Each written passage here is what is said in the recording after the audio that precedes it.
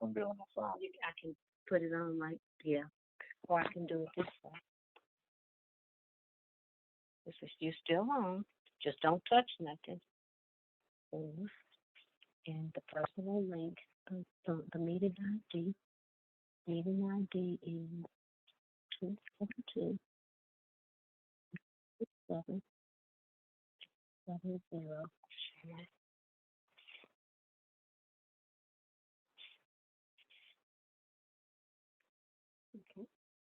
So you able to see, just hold it like that. I see me.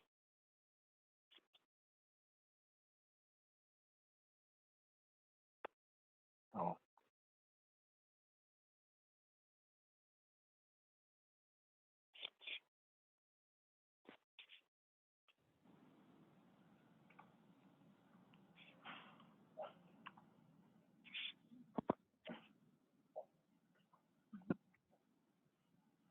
I don't know. Hello? No, just stay here. John. You can do it without the video. Hit John with video. Yeah, you can do that. I think you're already on. Chris is here. Good evening. Good evening.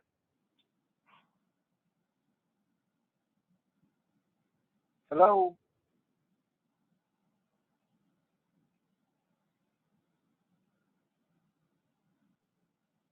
Hello. It's Dallas. Hey, Dallas. Good evening. How are you? Man, how you doing?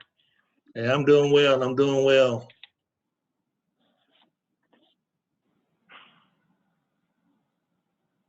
Who's this?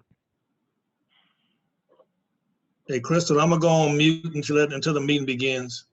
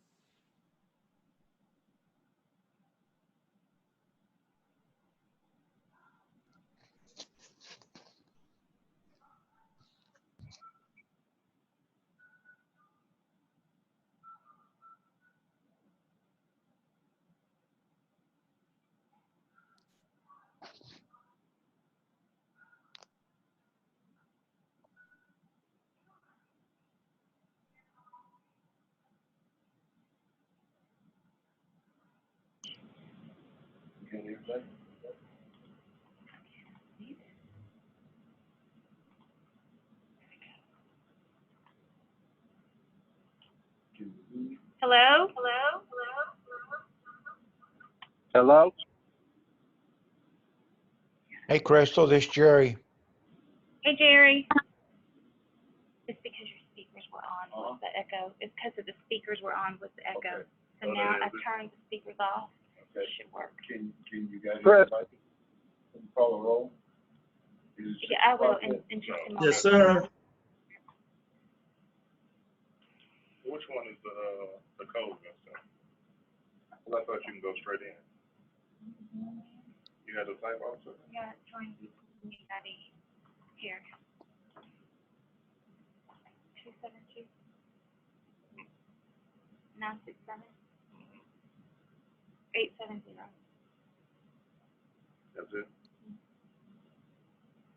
All right, thank you. Everybody there, Chris? You got Jerry, most everybody. I'm gonna go to my computer. Okay. Thank you. Cool.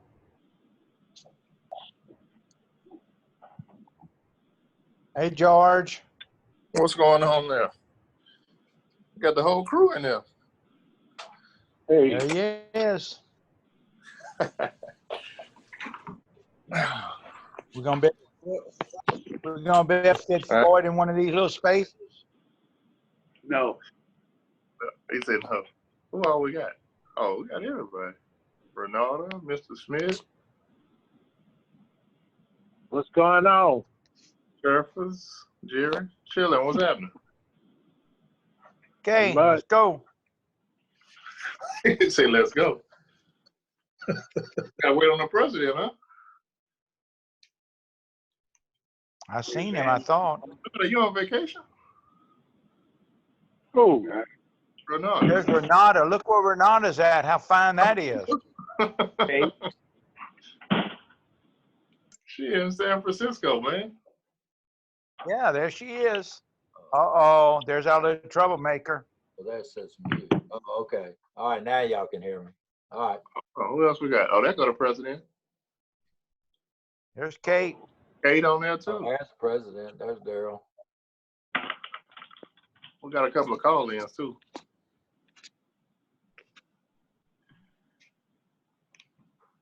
Kate. There's Kate. Let me see if I can get on my computer.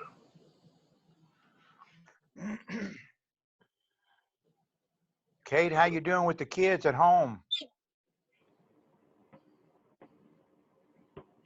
Can't hear you, Kate.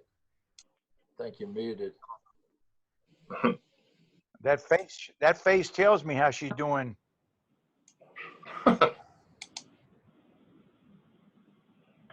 Okay, y'all, I'm on. Can y'all hear me pretty good? Gotcha. I can hear you perfect. How everybody doing today? Good. Great, and you? I'll be better once I get my my meal for the night. Oh, there you go. Oh, we're gonna have a virtual meal. We're gonna have a virtual meal. Delivered. They're gonna deliver it. Make it happen, George. Yeah.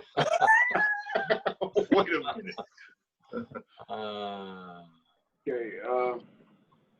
Crystal, you want to call a roll? Is it 6 o'clock? We've got 4 more minutes. I still cannot see everybody. I don't see, is Guy gonna be on, Kate? Kate? Yes, can y'all? Oh, now we hear can. me Yeah.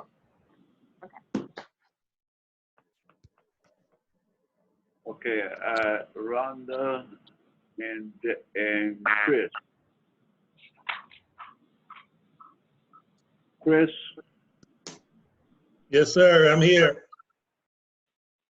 I don't see your face, but you're there. I see Rhonda. I see Rhonda too. Okay, wait. There goes. Wait. Chris, you want to call in? No video? My camera says it's showing, but you can't see me? No. Oh, Chris. Can't see Daryl either. I see Daryl.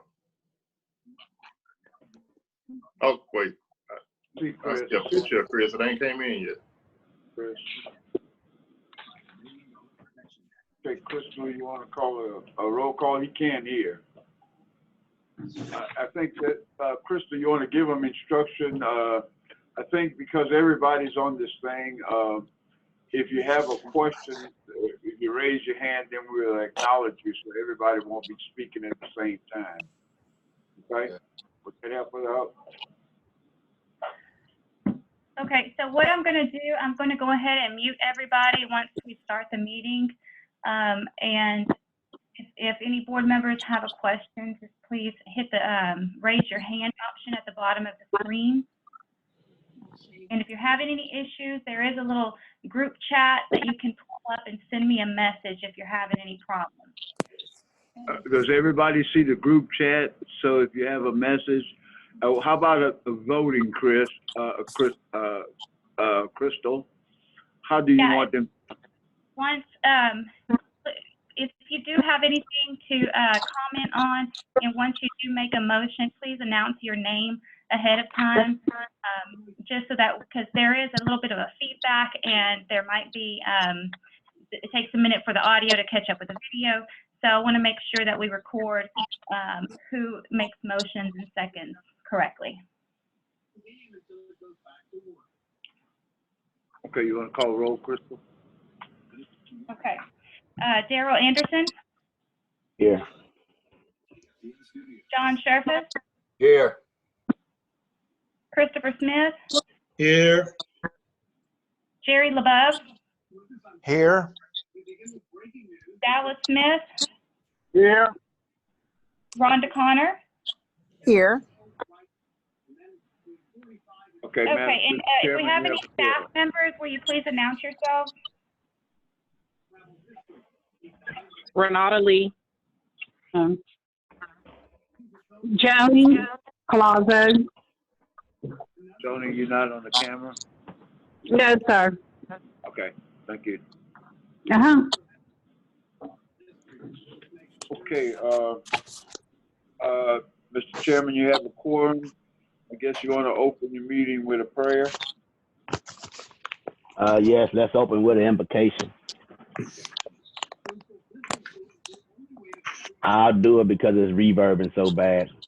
Let's bow. God, we thank you for this time. Thank you for these individuals who have come together for this meeting, still planning for your city. We pray now for this city, for this state, for this country, with all of these pandemic that is going on now. We know that you're in full control.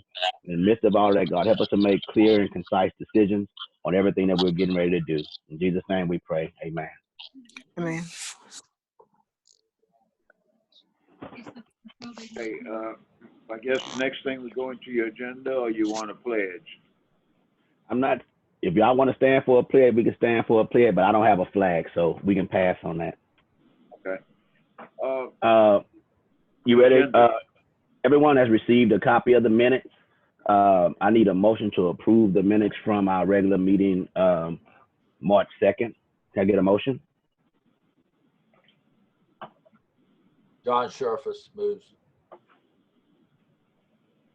Second. Christopher Smith.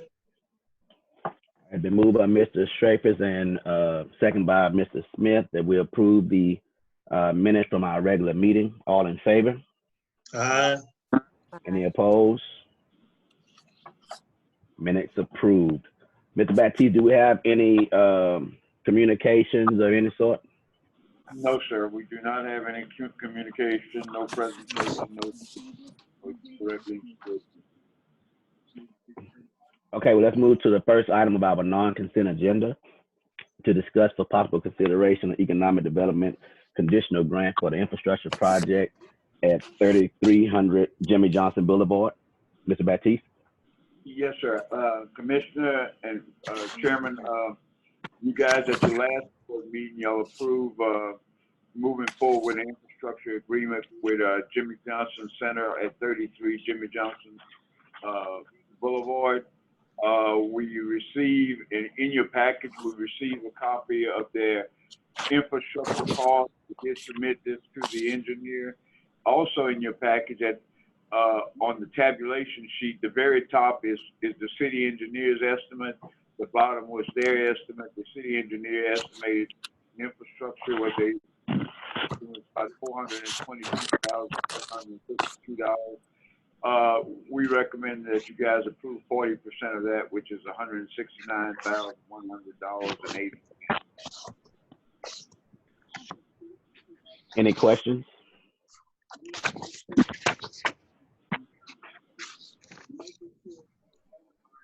May I have a motion?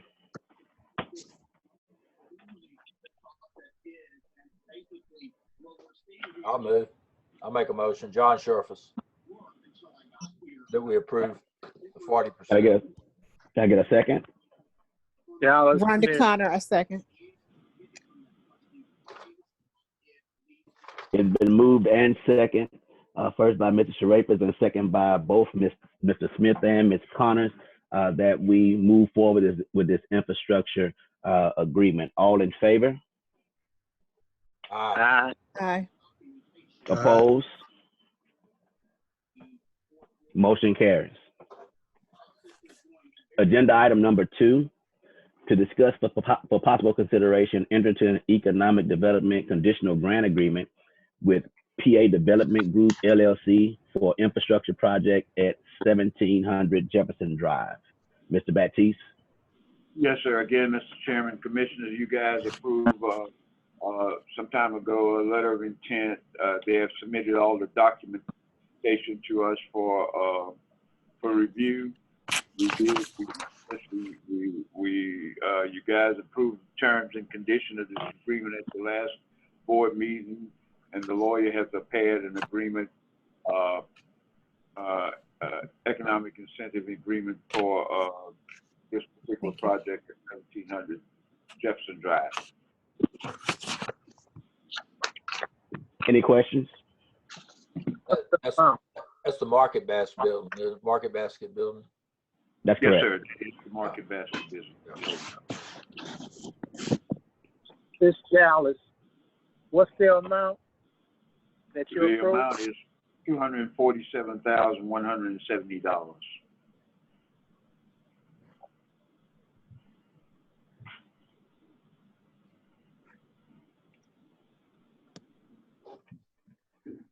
Any other questions?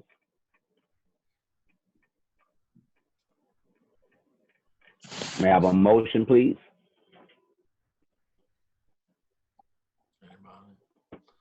I guess I'll have to do it again. I'm John Sharfus. I move that we approve the development grant for 1700 Jefferson Drive.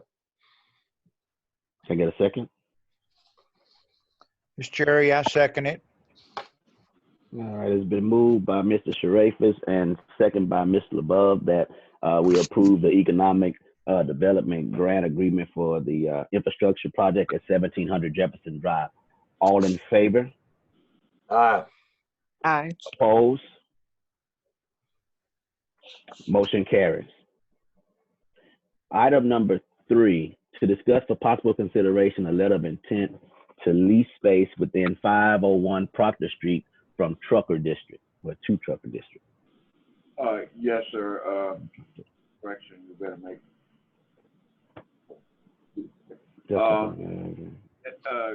Trucker District have approached us and have looked at the space on the 3rd floor. The space is being remodeled. And correct me if I'm wrong, Christopher, that space should be ready by the end of this month. Correct.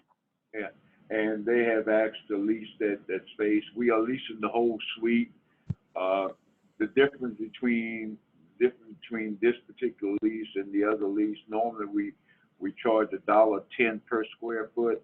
We're charging $1.15 per square foot because this particular suite has its own conference room and its own kitchen. So a total of 723 rentable square foot at $1.15 per square foot per month. I know the question was raised on Friday, exactly who Trucker District is. Did we ever get that clarified? Yes, sir. Trucker District is a company that they are a contractor for Bechtel, who is doing work for Sempra. They have about 3 years of work to be done at the Sempra project. They have put off the LNG plant, and they're looking for office space to run the administrative portion of their business from here. So with the Trucker District, I understand we discussed that, but we were supposed to like figure out where they operate at, and maybe I'll just turn this over to Kate so she can deal with it. Kate, they will be here tomorrow, and a lot of the questions that Kate had, I will get that answer tomorrow, Kate. They're here, George, I think at 9 o'clock in the morning. So we're approving this without that information? No. No. All we're trying to do is identify the legal entity. Right. I think that is what you're talking about, right, Chairman? Yes, and we can't hear Kate. Looked like she was trying to say something, but she didn't come through. Kate not coming on, Crystal. Kate, we're not hearing you. You're mute, Kate. What we're approving is a lease agreement. I think with until a contract is put up, Okay. Kate, they want to identify that it is a Texas business, Mr. Smith. We could assure you it is a Texas business. Okay, now y'all can, I think now Yeah. you can hear me. We just need the Tucker District and I told Crystal, we need their actual legal name. Is it an LLC or a corporation or sole proprietorship? Yeah, that's all we're looking for, the legal name.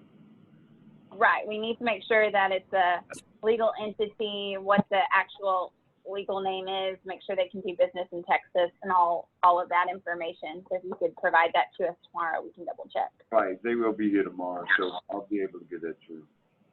So how do we move forward with this? Can we move forward with this lease agreement or whatever?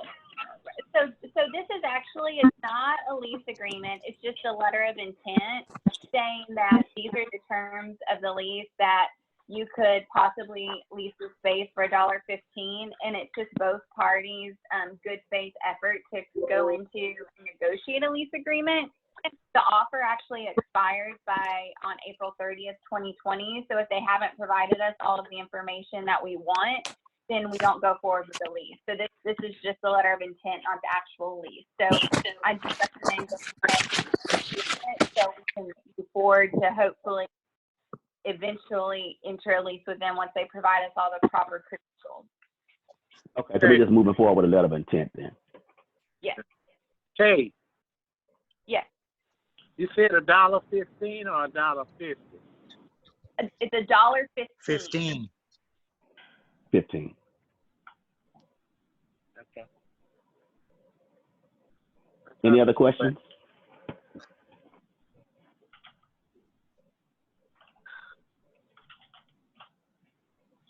Any other questions? Yeah, Jerry, can you hear me? Yes. Yes, sir.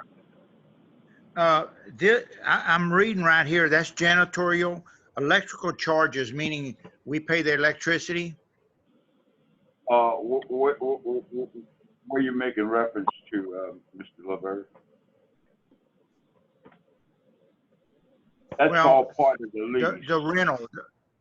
That's What's all that? part of the rental. That's all part of the rental. Currently, all the tenants Okay, that's here what I was wondering. triple net. Yes, sir. It's a triple net. Okay.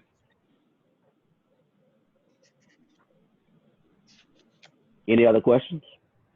Let me say this, Chairman. The only thing in the lease, and I'm not seeing it, but I think normally we put in the lease that we could always have a rate increase, but every 12 months or every 24 months we look at the CAM of the building, and based on the CAM of the building we could raise everybody's rent. If we're not making when I say the CAM, the cost to clean up, the cost for the utility, to run the lights, the water, the gas, we look at the cost we are paying, because all this is included in the rent. Then we could go up at no more than 2% on their base rent. Is that right, Kate? Yeah. 2.5. So in the right. offer in the letter of intent, this is just a letter of intent. In the operating expense part on page 2, it just provides that if the $1.15 isn't covering the common area maintenance expenses, then we can go up on their rent. It's just capped at 2.5%, but we can increase it after a 12-month period.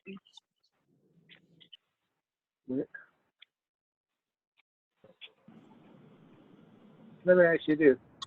Is our utilities about running the same from last year?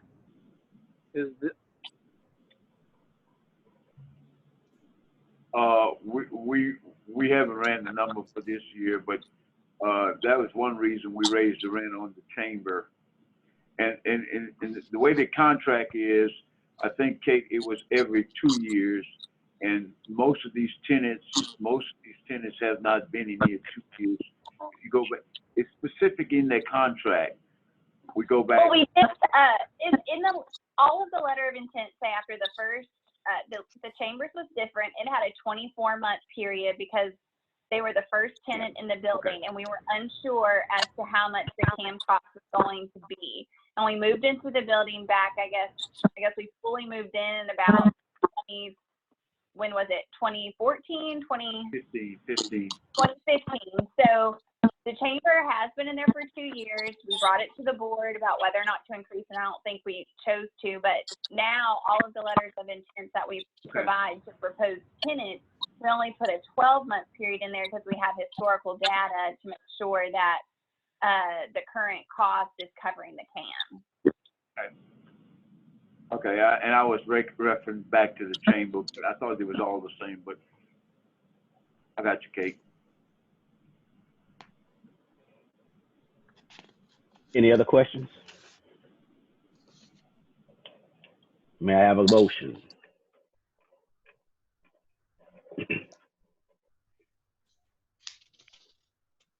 Anybody move? I'll make a motion. John Sheriff is making a motion that we approve the letter of intent. I get a second? Christopher Smith, seconds. Been moved by Mr. Sharafis and second by Mr. Smith that we move forward with this letter of intent to lease space at 501 Proctor. All in favor? Opposed? Motion carries. Agenda item number 4, to discuss for possible consideration enter into an on-the-job training agreement with Trucker District for an amount not to exceed $25,000. Mr. Baptiste? Yes, sir. Myself and George and Renata have been working very hard in trying to get Port Arthur residents some truck driving jobs. Trucker District is a logistical company that will be doing the logistics for the Simple Project or Bechtel. And what we have done, I think we've gone back, Renata helped me out, 2015, George, Renata, and we looked at everybody that we have paid tuition for to get a CDL license. And Renata have contacted all these folks and made them aware of the opportunity for this particular project. What we have learned is, and I think George, what, about 27, 28 of them have interviewed so far? Probably closer to, about 30. And then tomorrow we have about, I think, 8 scheduled to interview. But the thing we have learned, both from Bechtel and Trucker District, is that having a CDL license doesn't guarantee them a job because of insurance purposes. There is some additional training that both Sempra and Bechtel are going to require with an individual that just have 1 year CDL license or 2 years of a CDL license because of cost of insurance. And my understanding is that these folks will come on these Port Arthur residents will come on and ride with someone, an experienced driver, for a total of 4 weeks, George? Yes. 4 weeks. But being paid $22 an hour just to ride and learn. And one of the things that they have asked us is there's any way that we could try to offset the cost because they could bring in experienced drivers. So what we decided to just pull $25,000 maximum from the training and reimburse Trucker District for the additional training that they have to provide to Port Arthur residents so that they can become a permanent truck driver on the job training for that 4 week period of time.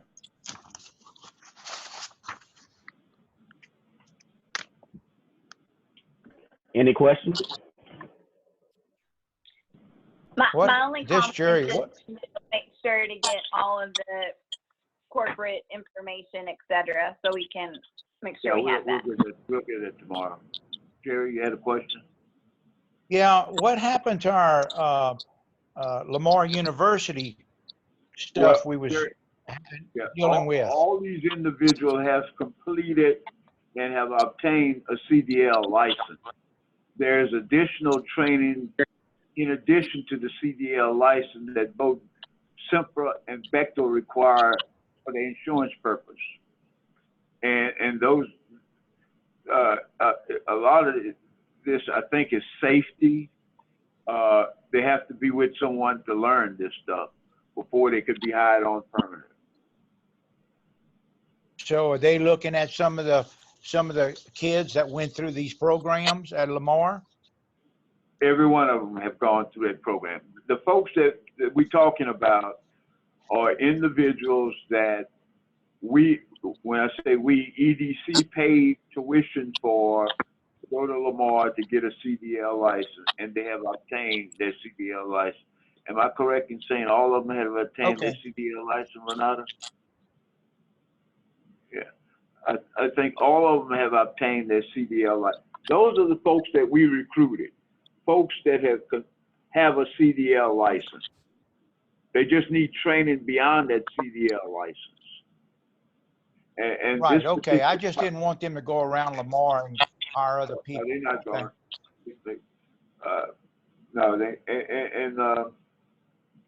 You know, this project should last 3 years. The $25,000 not to exceed, that's over a 3-year period. So give the $25,000. What now? I didn't get the last part. That over a 3-year period. Or it could be as quick as they hire them. It's an individual. It's not to exceed $25,000. We reimburse $11 for training costs for 160 hours per person. It's per year, Mr. Smith. Okay, so it's not per year. It's we have a pool. We hopefully will have a pool of 20, 30, maybe 40 Port Arthur residents. Of those people, some of them do not have experience that the insurance will allow them to drive. It could be 15 of them. Okay, but when you say not to exceed, so if you exceed the $25,000, who pays for the training? No, our training costs will not exceed. That's why it says not to exceed. We will not exceed per each year, or is it not to exceed the whole 3-year term? Because it's for the contract. It's for the contract itself. Okay, and the contract is 1 year, Kate. But it's a 3-year project? It's a 3-year project, that's correct. Okay, so is it going, in the contract, is it going to say that it's going to be the initial term 1 year for not to exceed $25,000 with an option to renew it for 2 additional years, not to exceed $5,000? I would think most of these people are going to be hired up front, Kate. Most of these people are going to be hired in the very early stage, because those are the folks they're interviewing right now. The thing is, they cannot bring them on because they do not fit the insurance requirements. So if they start in August, they probably will hire most of those people in August. So you won't come back next year and say you need additional $25,000? We're not saying additional $25,000. We're saying we're setting aside $25,000 to train Port Arthur residents that this company select to hire for that project. Is that times 3 for 3 years? No. All these years are confusing you guys. What I'm saying is, I'm going to make it very simple. Let's say in September of this year, this project kicks off. And in September of this year, of all those folks that we interviewed, most of them do not meet the requirements for insurance purposes. Most of them will have to be on-the-job training. So we could spend that money in 4 months. We could spend that money in 2 months. But all I'm saying, I set a ceiling on the amount of money that I'm gonna spend. Now, if the board wanna spend per person for 3 years, that could be a lot of money. My deal, I wanted to set, because I didn't budget this, Tell me what it costs per person to get the train, per person. $1,600. You have a copy of the contract in front of you? Yeah, $1,650. $1,600. The total cost is $22 per hour, and we estimate the training at 160 hours. So if you multiply 22 times 160, it's about $3,300. We will pay 50% of that.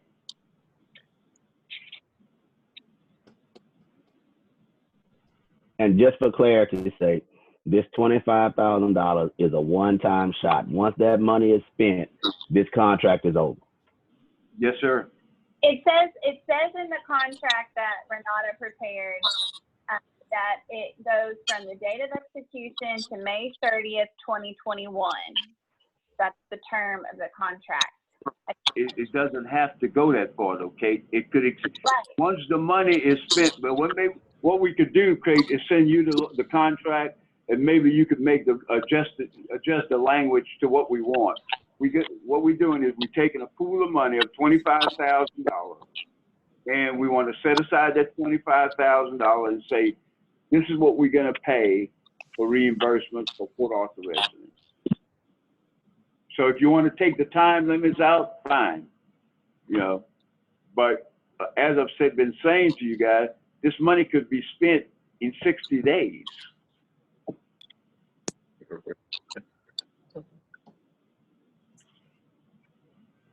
Any other questions about this?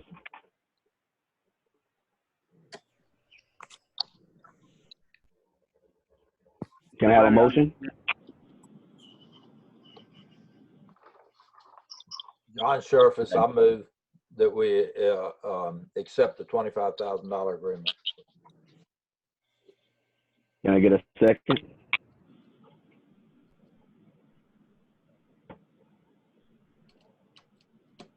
This Jerry, I second it. All right, it's been moved and second that we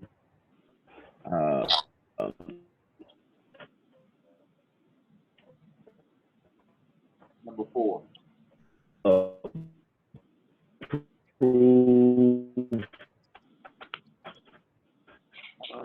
Enter into this on-the-job training agreement with Trucker District in an amount not.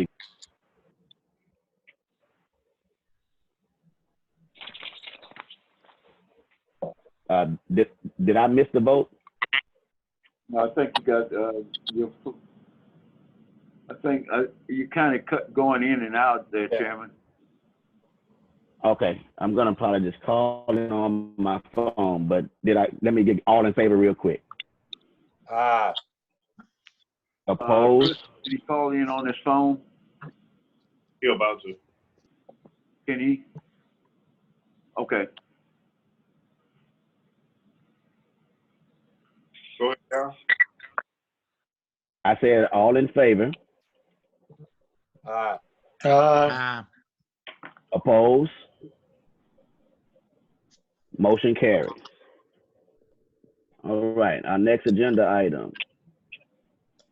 Give me 1 second. To discuss for possible consideration a land lease with Meathead Trucking LLC for the lease of land at Highway 73 Business Park. Mr. Baptiste. Yes, sir. Mr. Chairman and Commissioners, this is another company that is also working with Trucker District, the logistical company. One of the things that we've been trying to do is get as many truck drivers and also truck carriers. We found that there was a lot of truck drivers that had CDL license, but not enough carriers. So this is one carrier that is coming into town that needs some space. They're going to be working on this particular project, and they're looking to lease the 6-acre land on Highway 73. All the improvements, they will be responsible for any and all improvements. The only question I had about that, Mr. Baptiste, is I know that they're planning on repairing trucks, and aren't they going to have to build something to repair the trucks? How is that going to work? Well, I think I was talking to Guy about that, and one of the things they were going to lease the land and they were going to put some limestone or whatever because the property is low. Their intent is to purchase the property. So I've been talking to Guy. Well, Guy, what about if they wanted to put a building on there? Because the guy did talk about to repair or their trucks there. So Guy haven't given me the answer. Have you said anything to you about it, Kate? Nope. Yeah, but that's in the future. Right now, it's strictly for the lease of the land to park the trucks. But there have been discussion about them possibly using a push. Say what Guy did tell me, Kate. We did plat that part, and what Guy said is that we probably should take 5/6 of the park and use it as lease land, and 1/6 as for the repair. You follow me? Say something like that. We were in that discussion.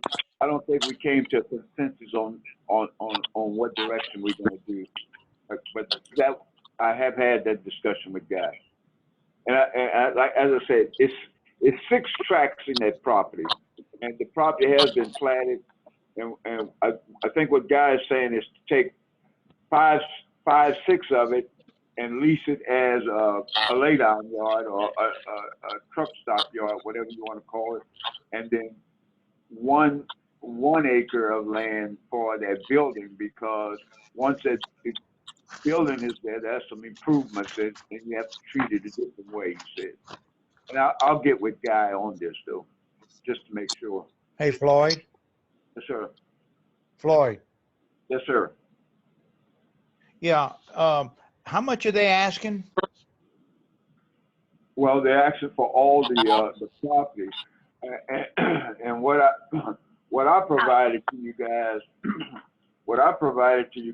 in the past, this board, we have had this property for some time. If you look in your package, I gave you guys some numbers that we had looked at that park before, and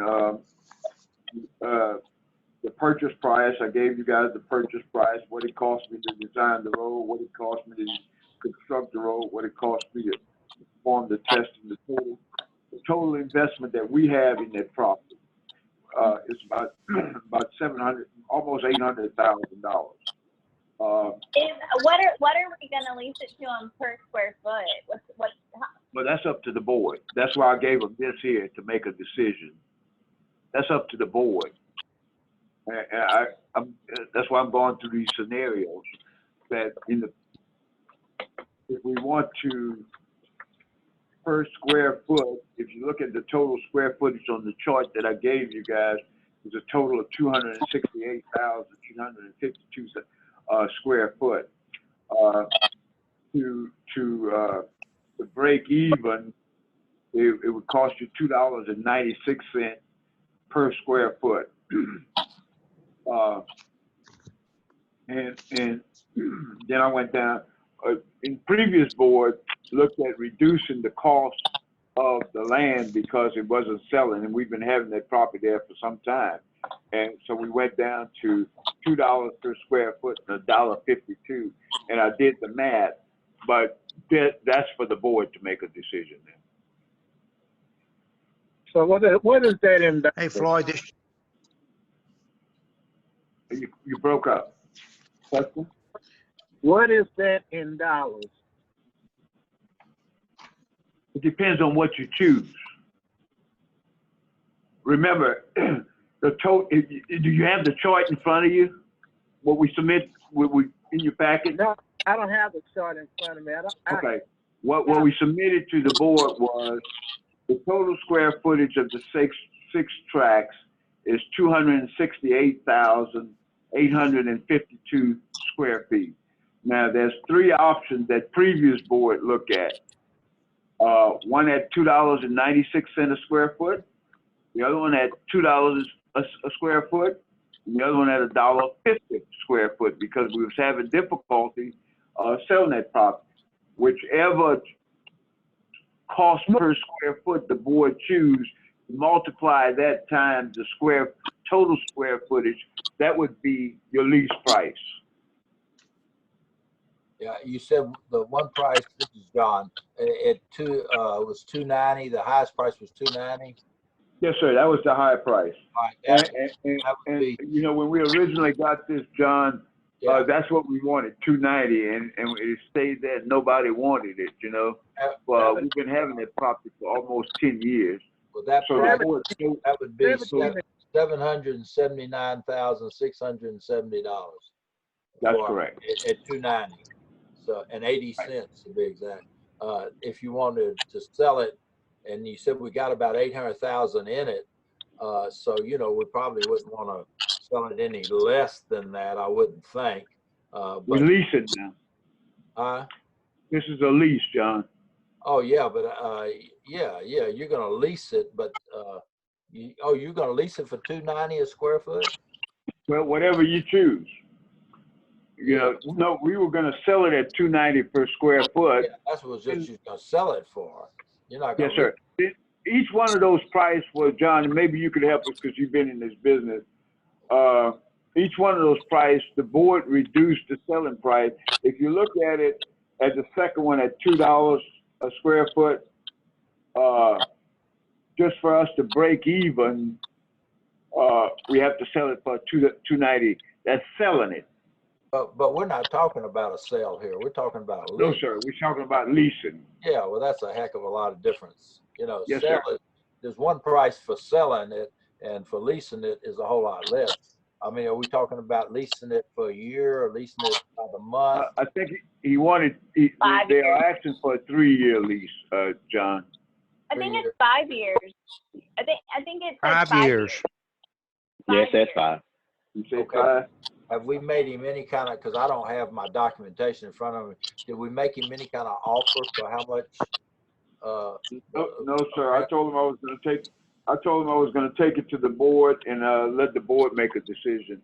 I mean, how do y'all feel about it? That's hard to determine for just parking trucks on. The guy ain't going to want to pay $290. Well, he's only going to lease one portion of it, right? You want to lease all of it, John? Oh, he wants to lease it all? Yes, he will. He will incur some costs because the property is real low. Yeah, but and the property is soft, so you're going to have to do whatever you have to do to stabilize that ground so you can park trucks on it. Yeah, well, I mean, if he's going to lease the thing for 5 years, and we're trying to recoup our investment, I mean, is there any way that the guy would pay over a 5-year period? I mean, do y'all have any idea what he wants to pay? That would be about $160,000 a year on a lease if he paid, if he amortized it over 5 years and we considered it a sale. Is he going to want us to use that rent money back as part of the purchase price, or is this strictly a lease? It's simply a lease. I'm looking at on his what we have in the package, and he said want to lease Highway 73 from 300 to 600 per acre. We'll be committed to getting Port Arthur residents trained and employed. We'll seek further development, store truck stop, or mechanic. So he's saying, I guess it would be from $300 to $600. Oh, that's his range. That's his range that he would accept, maybe. Yes, sir. Okay. Yeah, that's what he proposed. How many acres is it? How many acres are there? Approximately approximately 6 acres, about 5.8, John. 5.8. The total is only 6 acres. Yes, sir. Oh, okay. So that price that he's talking about, is that he's talking about that per month, right? 300 to 600? Yes, sir. So if we got the maximum out of it, it would be $3,600 a month. If Right. he went with the $600 an acre, I mean $600 rent, we would charge him $3,600 a month. I would start it. I mean, if this is a negotiable thing, I would definitely start at the higher end. If he's willing to go, and if we're willing to lease it for $600 per acre per month at $3,600. I think you're looking at the 6 acres at 600, John.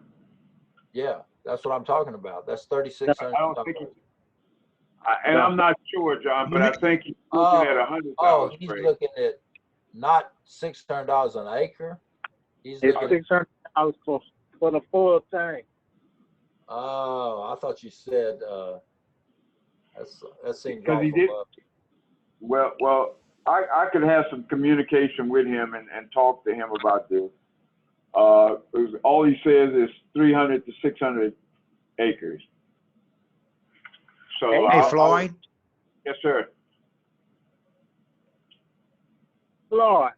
Yes, sir. Floyd. You said Yeah, 300. I keep getting knocked out. Floyd, you said 300 to 600 acre. Me too. You're not saying that right. Well, no, I'm reading what he have in his package. Does anybody have the package with him? We don't have the package. I have the package in front of me, and what it says is he wants to lease the land on 73 for 300 to 600. It looked like it says per acre there, is what I'm saying. It says /acre. So I was assuming he was talking about per acre, not versus the whole thing for that amount. I could check with, and I could clarify that today. I could clarify that with him if you want to table this or I think we should. Well, really, we can't really move forward with it because unless it's like a letter of intent, because all the numbers that we need to make a decision is not there, and of course we don't have a lease in front of us. So all we can really do is say let's move forward with it. Is that correct? Right, it is just a letter of intent. I think though what Mr. Batiste needed from you all is the determination of how much you wanted to lease the property to Mr. Menifee for, so that we could get a lease agreement prepared for you all to approve at the next meeting. But we could get a lease agreement prepared and just have a blank as to how much per acre we're going to lease it to, and then hopefully we'll be in person and can go into an executive session and discuss it.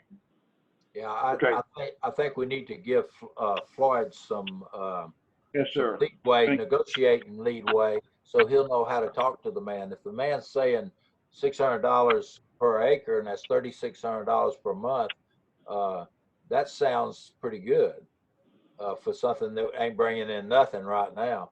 But at least we can instruct Floyd to have some negotiating. He needs some negotiating direction, because when you go in there and you don't have anything, you don't have a clue how that's going to come out. But since the man said $300 to $600 an acre, and Floyd could talk to the guy and say, well, you know, the board is leaning towards the $600 an acre, which would be $3,600 a month. So, you know, I'm just saying, just to give Floyd some negotiating tools. I agree with you, but on the other thing, if it's $600 a month for the lease of the land per month, then I would go with the $600 a month per if acre. That's what he meant. But I know what you're saying per acre, but I would go with what you just said, the $3,600 a month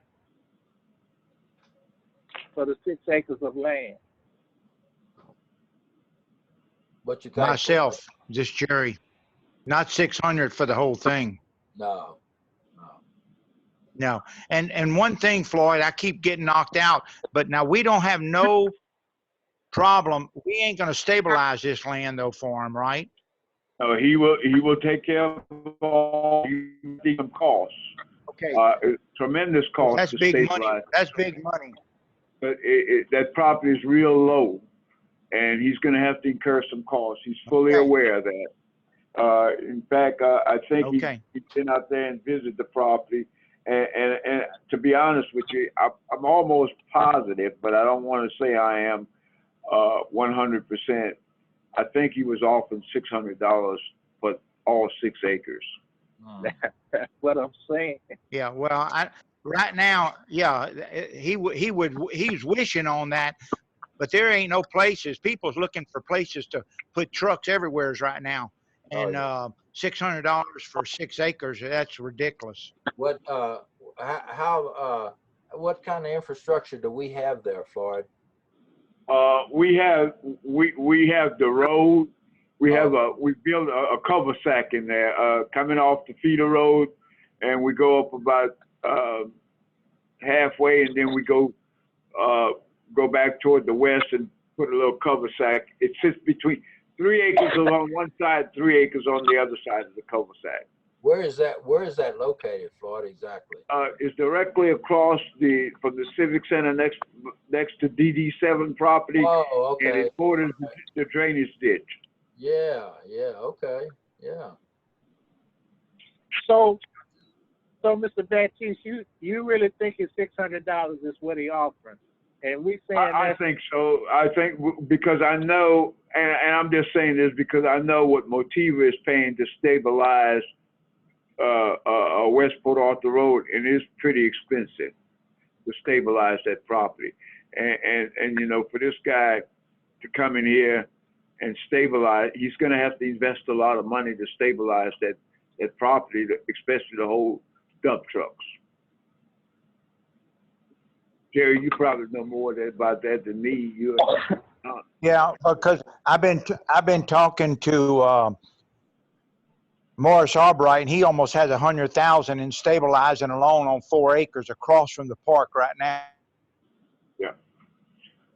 See, it's quite a bit of money to stabilize that project, and it's real low. It's real low, so he's going to have to build it up or put concrete there to keep to park those trucks. The only thing, if Kate can make sure that we're not don't get involved in the stabilization and put that in writing. Yes, we got to put that in writing. You yeah, know, because that could really come back to hurt us. He's fully aware that we're not going to make any improvements to the property at all. Okay. And we can add that in the lease just to clarify. So he's not going to use it as a junkyard. No, it's my understanding, George, what this guy have about 10, 12 trucks. I know right now he's in Beaumont doing some work at Exxon Mobil for a trucker company, and he's parking in Beaumont right now. But he wants to move here because he's going to hire Port Arthur drivers. And in fact, he has already hired two already. Well, I see he's from Garland, Texas. So are we gonna go with the 600 if it's $600? Acre? I think that. No, I thought we were gonna do $600 per acre. Yeah.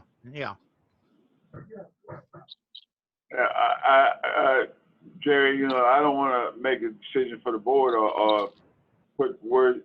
I think $600 an acre per acre is going to be a no deal. So could we come up with another number? Man, we could just give Mr. Baptiste the leniency to come up with a number, and then when he comes back to us, we'll have some type of idea where the business owner wants to be with the lease of the land. Then we can make a better choice. Now, the thing is, we don't want to just give the land away, but no one's using it and has used it. So some money is better than no money, you know, but we don't want to just give it away. But some money, again, to me, is better than no money. So I think we should just let him do some negotiation. We know what we want to be at, and just make some determinations from there, and then we can decide once he comes back with the number how we proceed. Because right now we're just talking in circles. Right. Right. I agree. Right. And eventually he wants to buy the land, right? That is what he's saying. So we have a 5 to 6 year lease, and after that lease, he may or may not buy the land. Well, maybe we could ask him about a possible lease purchase agreement. Right. If he's interested in purchasing it, then we could, instead of just doing a lease, we could do a lease purchase agreement where the lease payments go towards the payment of the land, possibly. I think that's a good idea. I've entered into those agreements before, and they worked out pretty good. Then he wouldn't, if he's really serious about purchasing the land, he would feel better about putting the infrastructure that it's going to take, and because he'd get his credit back from his rent against the purchase price. So if he's serious about purchasing and he's not just throwing that out there to sweeten the pot, then that's a good deal for everybody. It's a good deal for him if he's serious about it. It's a good deal for us too. Then he'll pay. So how do we move forward then? What is the language that we need to move forward with this motion? I would just say, instead of doing a land lease, I would just authorize Mr. Batiste to continue negotiations with Meathead Trucking LLC for the possible lease of land or possibly a lease purchase agreement for the Highway 73 business park. I think that's a good idea. I'll go for that. So that's something we need to vote on, or that's something we just need to say? No, but you're going to need a motion and a second, and that's just Okay. authorizing Mr. Batiste to negotiate, and then at the May meeting, we'll bring back more information and a possible agreement for y'all to review, and we can go into executive session to discuss more of the details. But Kate, what Okay. amount Mr. Baptiste going back with? What Well, amount? I think he's going to clarify with Mr. Menifee on the $600, whether he meant it per acre or for the entire 6 acres. And now Mr. Batiste knows that the board is not comfortable with leasing the whole 6 acres for $600 a month. Right. Get a little bit better of an idea, and then I can still prepare agreement, and we'll just leave the actual amount blank, and we'll bring it back to you all in May to actually put the definite amount in there. Okay, so we're tabling this.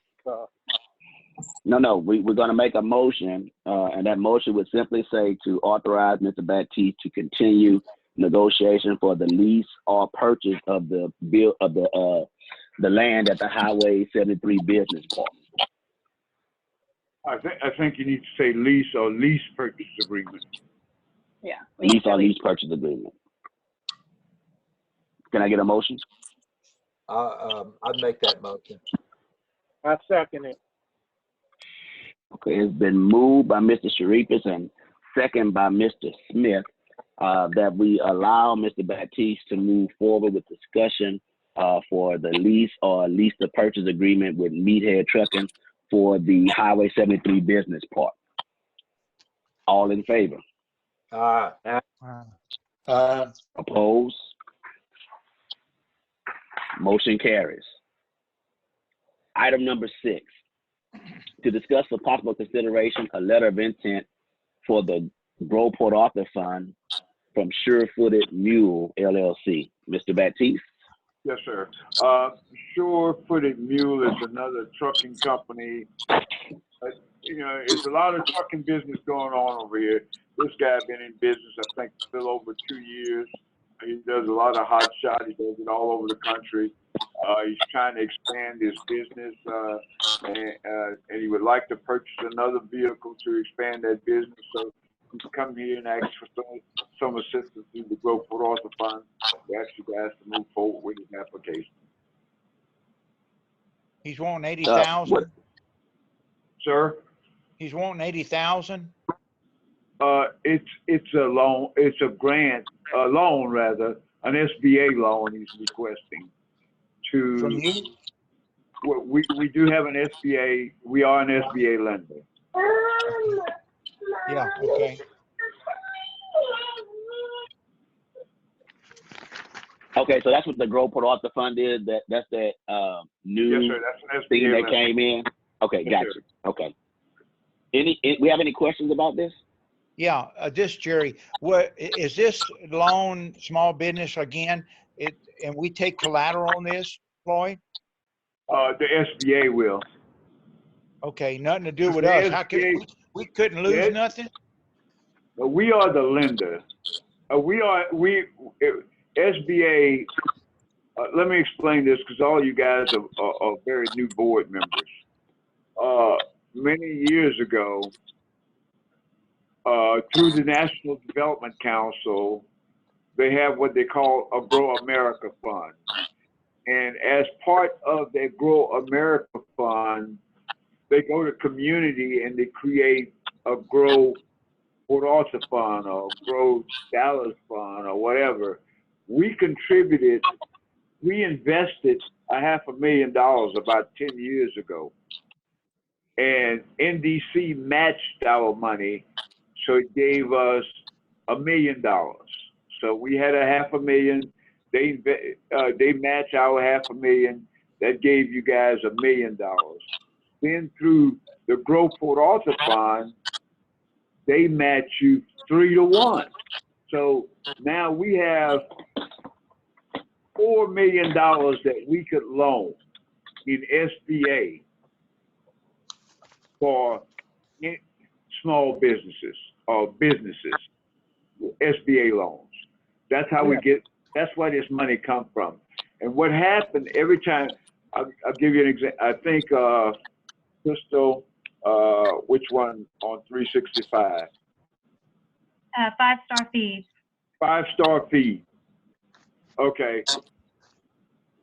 5-star feed have a loan with us. They pay, Rachel, they pay every month to SBA. We get 2% of the interest payment that they make comes to us. Who else? There's somebody else we have. Isn't Sanye? Sanye, didn't he do SBA loan? We have several SBA loans. But a lot of time we look at whatever source of funds that we have to help our client make the project, that's what we refer to. So we are an SBA lender, but we only do 7A. If a business come here and want to do a 5A, then a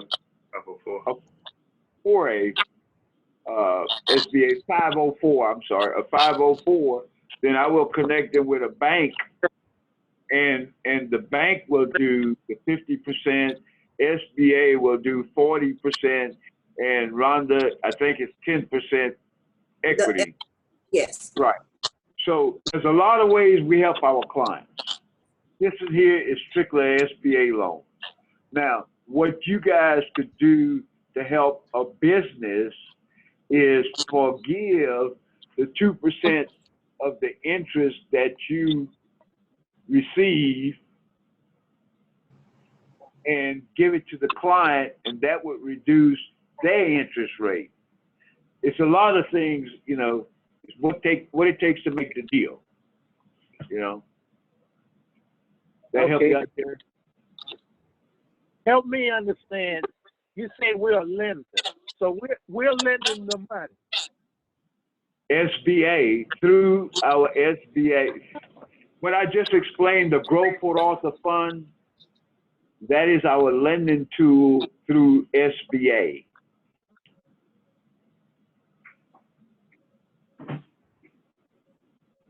So the loan is coming from he has to make an SBA application.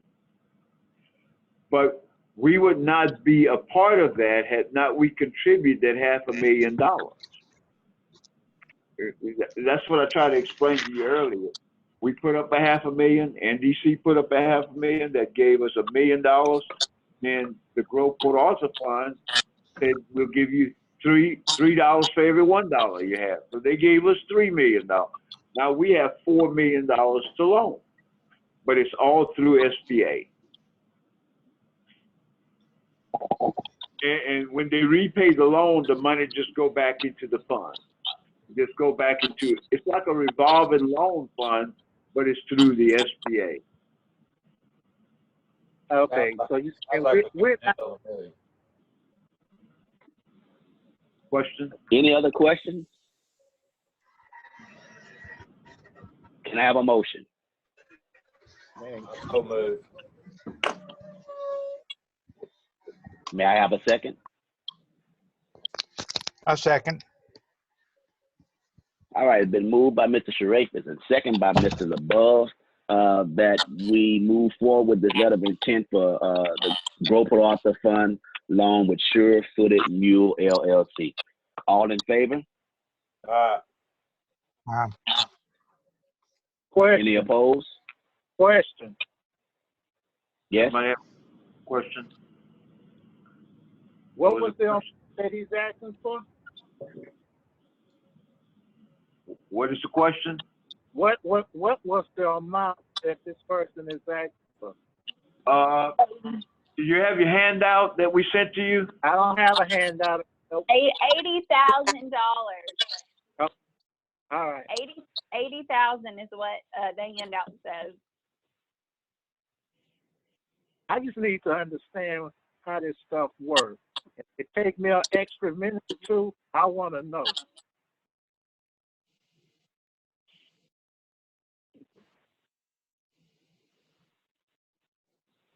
Mr. Smith, do you have any other questions, Mr. Smith? No other question, because if somebody asks me something I want to know, I want to explain to it. Because stuff is out there about EDC right now. What's the deal about EDC, Mr. Smith? I said there's things that are being said about EDC. I want to know how all this stuff works. I want to understand it. Because if somebody come and ask me a question, I want to know that I know what I'm doing and what I'm saying.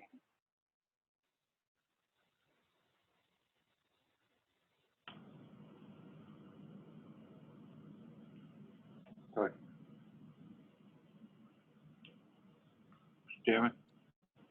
Okay, so we have a motion and a second on the table. All in favor? Any opposed? Motion carries. Item number 7, to discuss for possible consideration the recommendation of the PAEDC Infrastructure Economic Incentive Policy Committee. Mr. Baptiste? Yes, sir. First thing, I want to thank Ms. Counters and Mr. Sherfers for spending some time with myself and Kate, George, in looking at this policy. We have gone through the policy, and I think we had one meeting in person, and then we had a second meeting by telephone. I did issue to the committee the original policy that the board had voted upon. There was some discussion about adding, I think if you go to page 2 of your handout, the underscored, underlined is the additional language that is being proposed to the policy. and we bring it back to you guys to see what y'all want to do. I think Ms. Sheriff or Ms. Connors, if y'all want to say anything. Well, we met and there were only a couple of lines there that we wanted to change, and there was some discussion about whether we should do that or shouldn't do that. And the discussion mostly was between our committee and Mr. Baptiste, because he felt that that would definitely cause somewhat of a little more of a burden for his staff to be able to monitor that. Is that correct, Mr. Baptiste? Yes, sir. Yes, sir. We, you know, we put just about everything we do over here, we put policy and procedures in place so that I'm very process driven, first thing. And we put policy and procedures to know so that when we do something, every time we do it, it mirrors itself. You know, on this particular one, the additional language, if the board wishes to do it, we don't have a problem. But I think the recommendation is that the line of credit should be released once the incentive recipient have obtained the certificate of occupancy for the second business, which is in the original policy, and provide evidence that the retail space is at least 75% occupied. You know, and the question that myself and Crystal and George had, because we have to monitor this thing and also document this thing, is how are we gonna monitor and document 75% occupied, space occupied? And I will tell you, our discussion was, well, you're probably gonna have to get a copy of all the lease agreements that they make. You know, and within the lease agreement, we have to know how many square footage that they are leasing to this particular item. And I thought it was the other issue we had was on the other side of the fence. Our client, the client who's making the request, is, well, if they had a project and they only had 60% or 70% of it leased out, and it took them 2 years to lease that out, and they still can't get their money until they would have their money tied up through a letter of credit until they get the 75%. And it's just start throwing the dominoes all kind of ways. And but whatever you guys want us to do, we will do it. Well, okay. Let me clarify that. They would be getting a lot of the money. They just wouldn't be getting the final payment, right? No, they would get the final payment. Their line of credit just would not be released until they could provide us evidence of 75% occupancy. Well, what kind of hardship would that cause, Kate, a business, for us to be holding a lien on their line of credit? Just might mean they can't get an additional line of credit if they needed to get one out to make other improvements. In the past, the majority of our infrastructure incentives, once they get the second certificate of occupancy, normally it's going to be 75% filled up. That's how the Market Basket project is. But there's one in particular that's a larger retail space, so this would just hold their money up for longer. But Mr. Sharfish, you're in the real estate business, so you can speak to how hard this would be to get from a possible tenant, et cetera, and kind of your thoughts on it. Well, here's the reason that this was even an issue, and I think maybe Kate brought it up and some other people maybe mentioned it.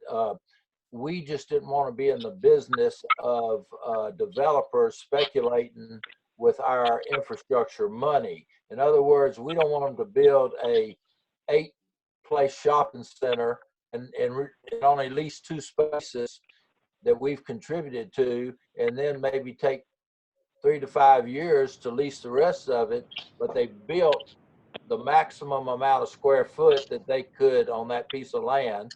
And basically we helped finance it. The thing about it is that we were afraid of, and this is not just my idea, this has been brought up by our board, is that we didn't want a developer speculating with EDC money. In other words, it's okay if he builds a shopping center and he's got some tenants, you know, like we said, we had to have 2 tenants, but 2 tenants don't mean anything if, say you got a 10,000 square foot center and the tenants only occupy 1,000 foot a piece, that's 2,000 foot, you still got 8,000 foot that he ain't even leased. I'm just using those figures. I'm just throwing those figures out there.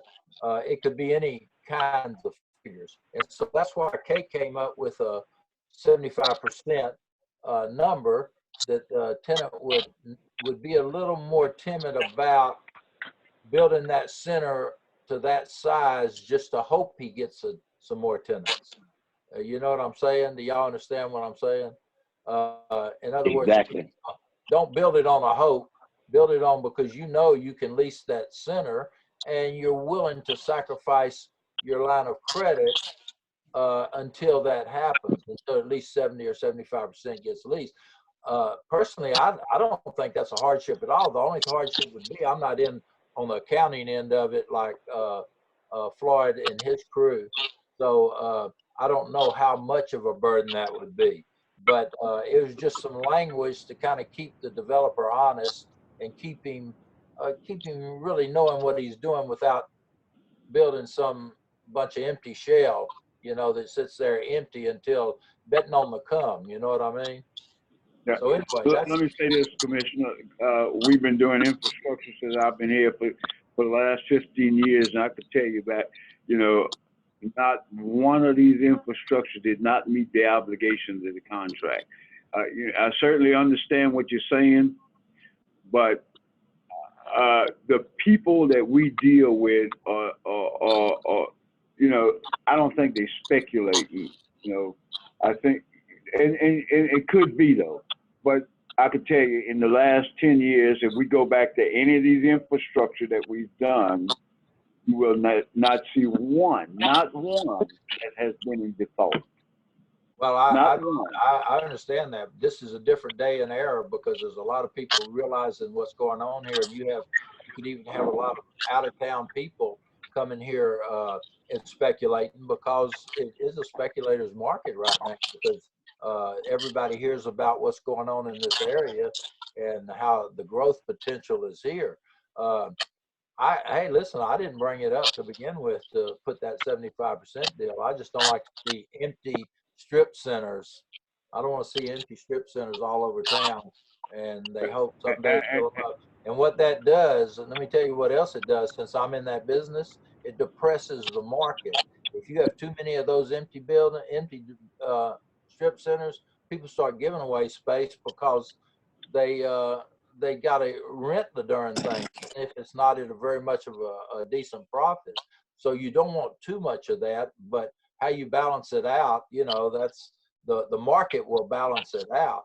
We don't care if they build 50 strip centers. We just don't want to do it with our money on a speculation. That's all I'm saying.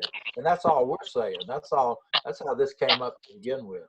So because these little centers started popping up, and we saw a lot of them didn't have no people in them, but now they seem like they have. I don't know. Yeah, they all occupy. The thing is, Commissioner, is when you put something in policy, it is policy.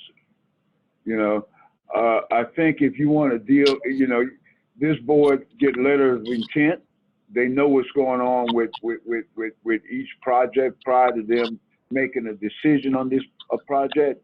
I think if you want to deal with an individual project separate from your regular policy, then I think the board has that right and authority. But when you make this policy, then it becomes policy for everybody. And it becomes very difficult because a lot of the folks that we deal with are mom and pop developers. They not big time developers from Dallas or Houston or somewhere else. They are little people from Port Arthur, Texas, that's trying to develop and invest in their community.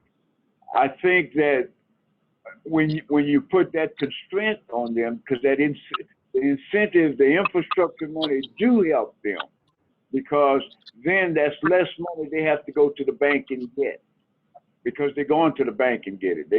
They're not going to shareholders and get it. They're going to the bank and get it. I think, again, I agree with what you guys are saying, especially for the speculators. And I think if we have if this board has someone that come before them, that the consensus of the board feel that this developer is speculating on future growth or future development, then I think the board could then add some additional. I think the concern was, which I'm in a lot of the previous incentives, like BKPA, which was the Hobby Lobby incentive, we actually specified what businesses were coming to the building. I think one of our problems with the new incentive recipients that are coming forward, they're not really willing to provide us that information. But if they're willing to provide us the information in executive session, and we can enter into a non-disclosure agreement with them, that's totally different, because when you were dealing with Hobby Lobby, you was dealing with a big-time developer out of Houston, and they have their clients. They got a list of clients that they could go to.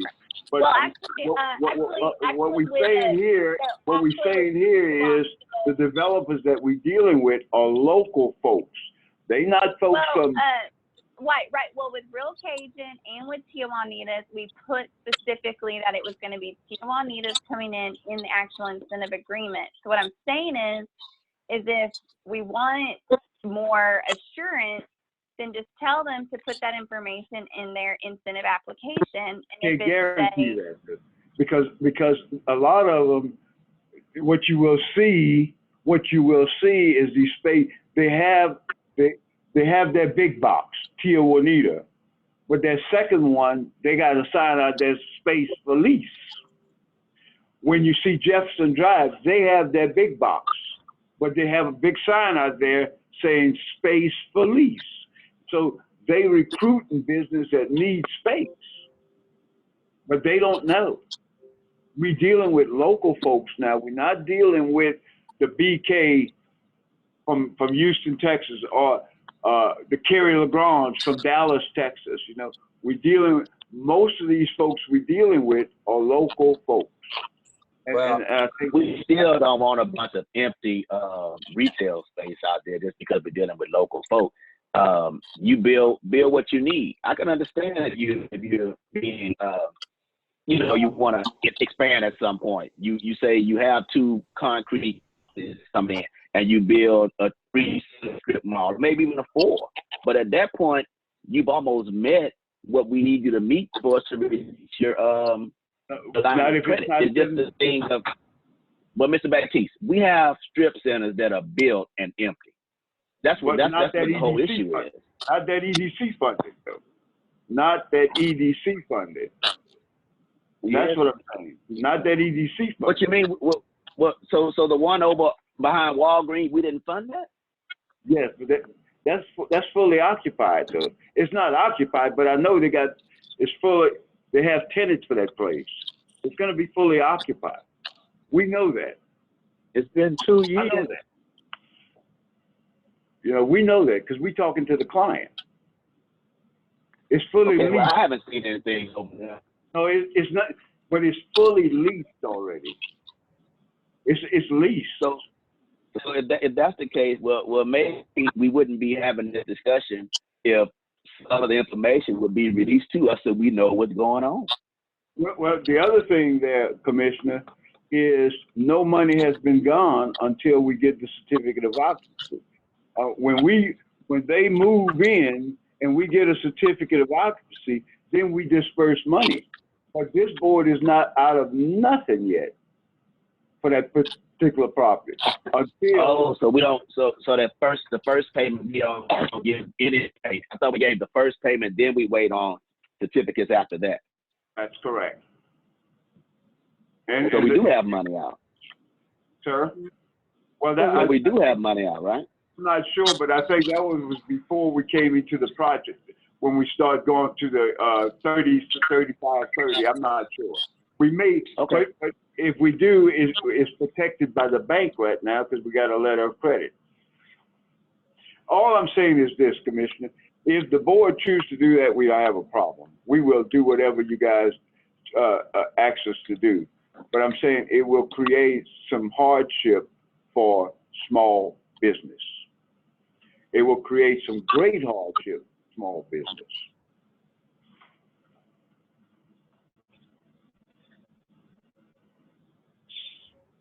Anyone else have any questions?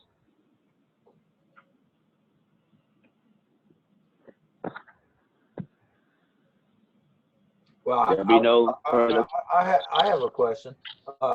Floyd, you said that we could be flexible, but if we didn't put this in as policy and we just let it ride like it's been doing, what flexibility do we have when ABC comes to us? We're going to say, oh, he's a local, or oh, he's a national, or whatever. I mean, we can't hardly pick and choose that way. We don't have that. If we can decide how we're going to structure a particular agreement on an infrastructure deal, then there wouldn't be a problem, because we could say that, okay, this guy has to have more, and this one don't. This one has to have 2. This one got to have 75%. But I don't think we can do that. I think we have to treat everybody the same. From what Right. That's exactly. I agree with you, Councilman, Commissioner. I agree with you. You know, and as I said earlier, whatever the board choose to do, we're gonna find a way to make it happen. All I'm saying is the end result is we're not good. The big time developers, the Kerry LeGrands and the Kerry Corney, the guys that build the Walmarts and all those guys have big money. We are putting a lot of burden on the small guy, and it, you know, that is my opinion. Again, you know, if this board choose to do that, that's what we do, man. We're gonna do what you guys want us to do. Well, let me say this to you. I don't think we're putting a burden on the small guy, because if I built a shopping center, I guarantee you there ain't nobody gave me any free money at all. But I got this bank loan. I think whatever we give to an individual is lanyard. That's an awful nice gesture that we have an EDC with funds that we can help, whether it's an individual or whatever. We want to promote business, period, whether it's little, big, or whatever. But I don't think that I wouldn't consider that we're putting a burden on anybody. I feel my responsibility as an EDC board member that I have to think about where that money comes from, and it comes from the people that spend money in the businesses, whether they're big or small. Plenty of big businesses support our EDC because all that tax money flows into us, a percent of it. So I'm strictly, when I try to make a decision, I try to say what is the best for the people's money, because we are responsible for the people's money. That money didn't come out of the sky; it came out of the spent money in Port Arthur, Texas. So, you know, I don't want to make anything hard for anybody, but we want to keep things equal. We want to, as possible, and I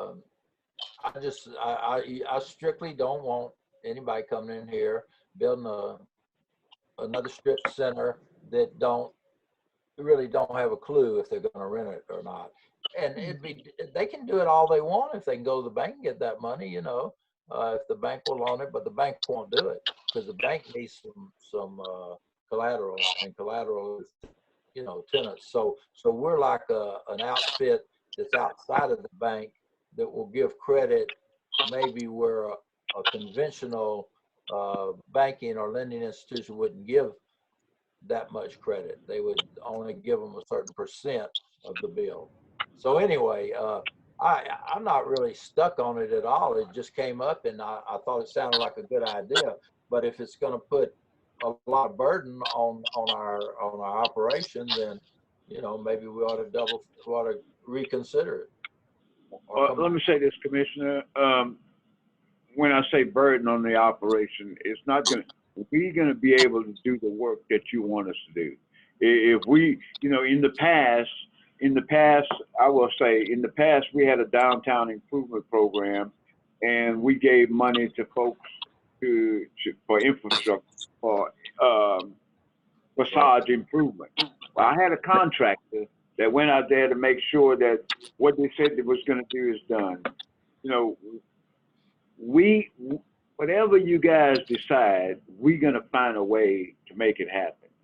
If I have to hire somebody to go measure X number of square foot, or if we got to say to the guy, look here, we need a copy of your lease agreement, whatever has to be done to make what you guys want done, we will do it. So my only contention is I know who we deal with, and I truly feel that it's going to become a burden on not the big guy, not the big developers, that's what they do for a living, is the little guy that's trying to make a small investment. And I think most of you guys know I'm very quiet. These guys are my clients, and I work for my clients just like I work for you guys. I try to look for the best project, what makes the deal work for them. Because I think when we have good business in this town, we make a good community. That's just my philosophy. But again, whatever you guys decide, me and my staff are going to certainly go out there and get the work done.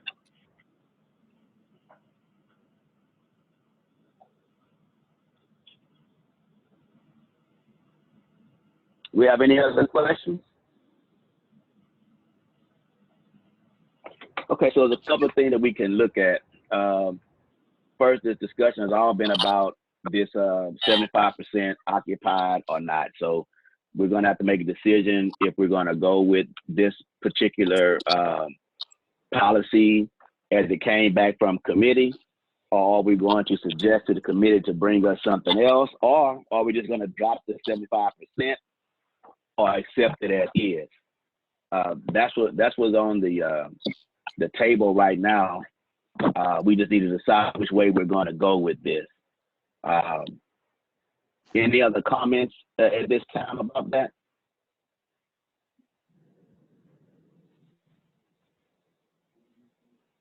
Okay, so whoever makes the motion, make the motion including what you are suggesting for us to how we go forward.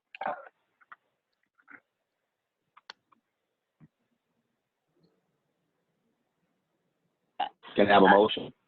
Hey, Jerry, are you talking? Unmute yours. Jerry's talking, but I think he's muted. Yeah, Jerry, I think you have to unmute yourself. It's on your side. Okay, this is Jerry. Can you hear me now? Yeah. All right. Okay, I make a motion that we leave it as is for now, and just really scrutinize these people that's coming up wanting to build these strip centers. And I know Floyd does, but we all need to really watch them. So your motion is to leave everything that the committee came back with intact, excluding the 75% occupied? Yeah, I don't know completely what they done, but I leave it like it has been in the past. That was my recommendation.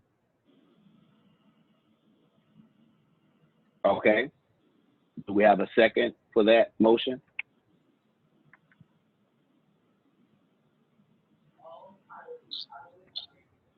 Do we have a second for that motion? All right, that was Mr. Smith. Okay, so Mr. LeBeouf made a motion that we leave our infrastructure economic incentive policy the same way it was prior to any corrections or changes by the committee. It was seconded by Mr. Smith. All in favor?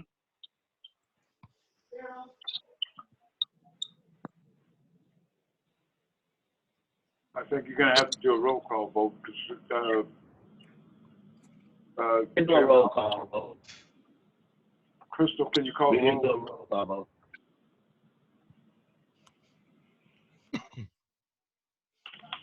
Yes, Daryl Anderson, Aye. John Sharpas, Aye. Christopher Smith, Aye. Jerry LeBeau, Aye. Dallas Smith, Aye. and Rhonda Connor. Aye. Motion carries. Do we have any reports, Mr. Baptiste? Yes, sir. I'd just like to say this to the board, you know, I certainly understand the concern, and we certainly gonna look at this thing and, in the future, look at it much more closely. The only other item we have, well, first thing I'll give you tomorrow my report. They are working at 549 of 4th Street. They're supposed to start some demolition tomorrow. They are doing some work. They're going to start some demolition tomorrow. So progress is going. You know, it's a tough time right now, and everybody understand that. You know, our biggest concern is talking to the contractor. Is not the contractor itself, but getting the materials, being able to get the materials here, because a lot of the material come from the Houston market or the Dallas area. So we just sit and wait and see what happens, but we're moving along with 549.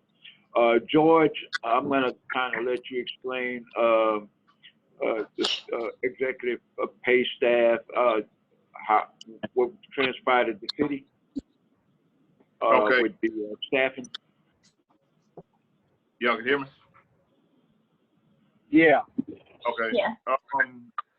Today we had a meeting at 10 o'clock with the city, and basically they were explaining how things are gonna go forward. And Joni, are you on? Joni? Yes, I'm still here. Okay, I wanted to make sure you were here because everybody at the office heard. I wanted to make sure that you got it as well.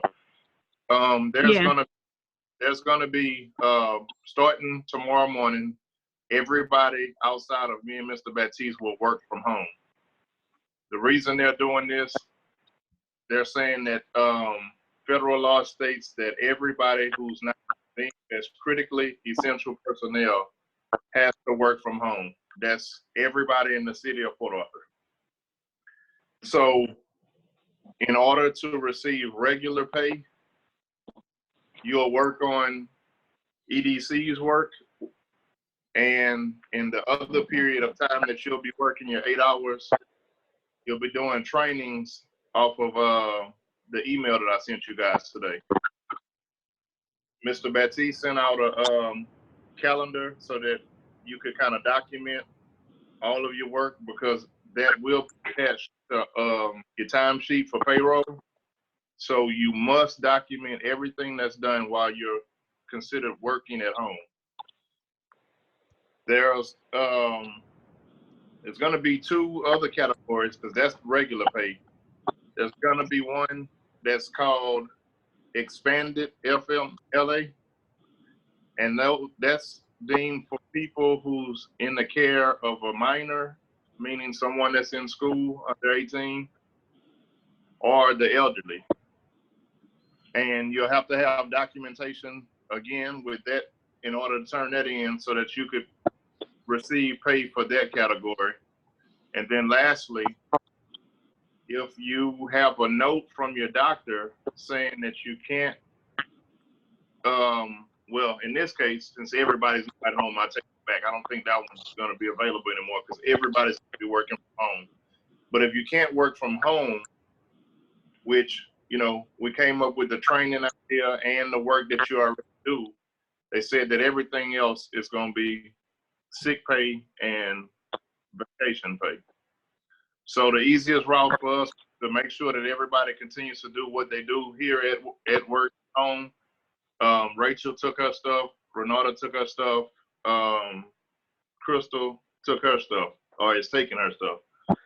And anything else outside of the job, we're trying to make sure that everybody in our department can do the training so that way when it comes time to do payroll, nobody has to eat into their sick time or their vacation time. And I sent that email out. I sent the email out with the instructions on how to log in to the LinkedIn Learning.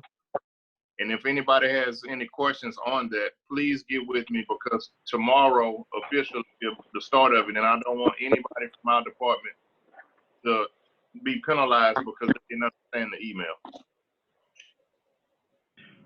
And I think what George is saying, you know, especially we want the board members to know what's going on, but what George is saying to the staff is it is critical that we document 8 hours of work. Yes. You know, in fact, what the city has said to us, on the federal regulation and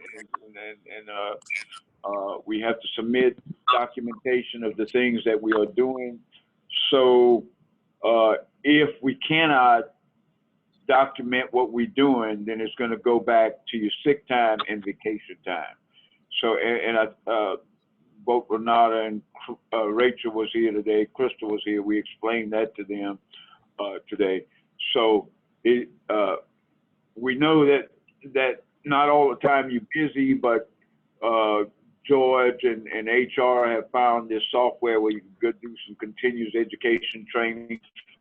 That training track the time you are on the software, so that we could take that training and add it to your time sheet.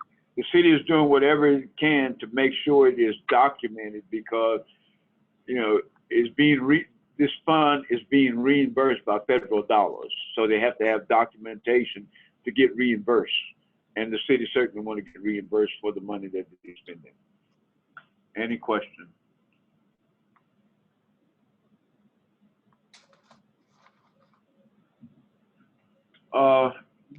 That is about all that we have. As I said, tomorrow, George and I, we'll be here tomorrow, and we'll be here just about every day. So if y'all need anything, feel free to give us a call at the office. We will be here.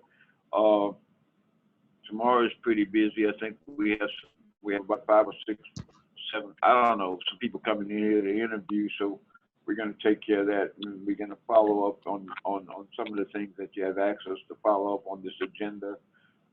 We'll be taking care of that tomorrow. But again, if you have any questions that you need answered or any concerns, certainly feel free to call. The building is locked. We do not allow anybody to come in, even the people that's interviewing. We got them segregated in a little part of the. We have the interviewers segregated in the part of the building, and the interviewers stay out in the parking lot until they go get them. So there's only one person in here at a time. George and I do not come in contact with these folks, so we feel pretty secure. Any questions? That's all I have, Mr. Chairman and Commissioners. All right, so there's no closed session or anything else. Is that correct? No, sir. That's it. All right, so I say a motion to end this meeting. Make a motion. It's the move that we. I hope everyone is safe and enjoying your little mini vacation. Stay in the house. See you soon. Y'all have a great one. Thank y'all very much. All right, y'all have a good evening. Have a good evening. Thank you.